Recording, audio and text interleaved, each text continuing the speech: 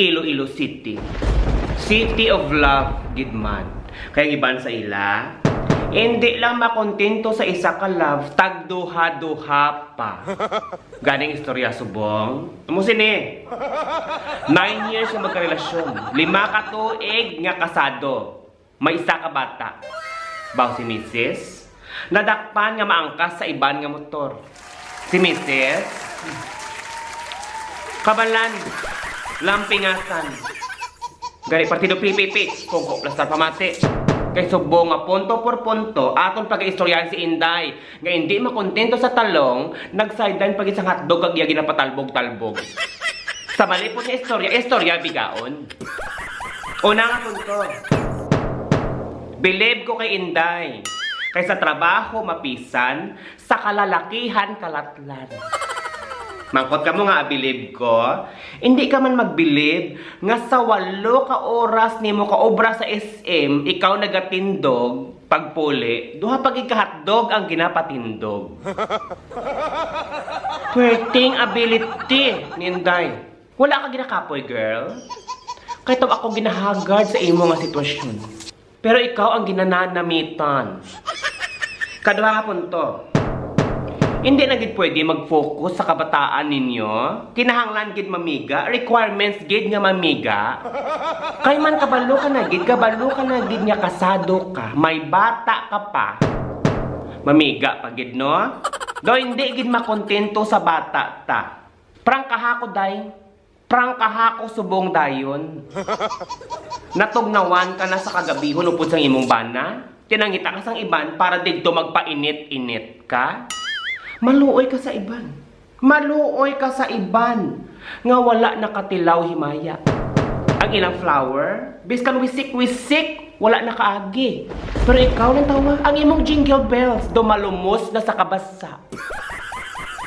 Kung daw hindi mapunggan ang kakatol, hindi mapunggan ang kakatol sang jingle bells.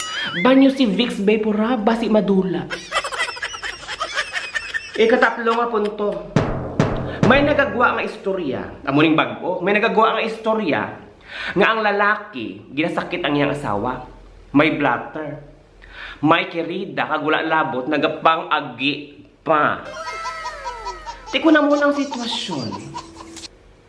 Mang lalaki ka man imong tonto ka, mabalos ka, amo ng mindset sang mga alipungoy. Mindset nga balingan. Kaya wala hindi na paminsan ang buwag damlag sang inyong bata. Kung ikaw ginasakit, bulaging imong bana. Para 24/7, pamiga ka. Ipakalot kung ano man ang gakatos ang imong jingle bells. Di ba na? Tapos plus pa, dapat mabakas ka. Maghimakas ka. Kaya kung okay ka, pwede na mo suportahan ang imong bata, pating imong pamilya. Hindi mo na kinahanglan magsalig pa sa iban. Di ba la? Truth, di ba la? Pamati ka. Tapos, kung may mag-abot gid man nga makalot sa imong monarkiya at iswerte ka.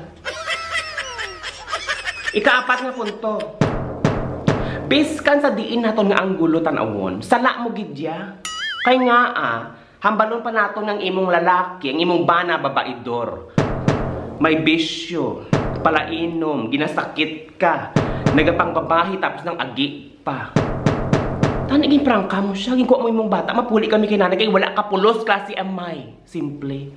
Hindi kay mamiga ka man niya. Tapos, ikaw nadakpan, basolon mo pang imong bana. Tinunto. Ikalima punto. Advice sa mga kalalakihan na ginatonto sang ilang asawa. Kalantawa, sinunoy, wala sang ebidensya. Di maano ka. Kung ako sa inyo, kung daw feeling ninyo ginatonto na kamo sang inyong mga asawa, pues, tamni humay ang iyang monarkiya. Yes, truths. Tamni humay ang iyang monarkiya. Pagpuli, bosikada. Kaya kung pagpuli, bugas, iban ang nagbayo si Naiya.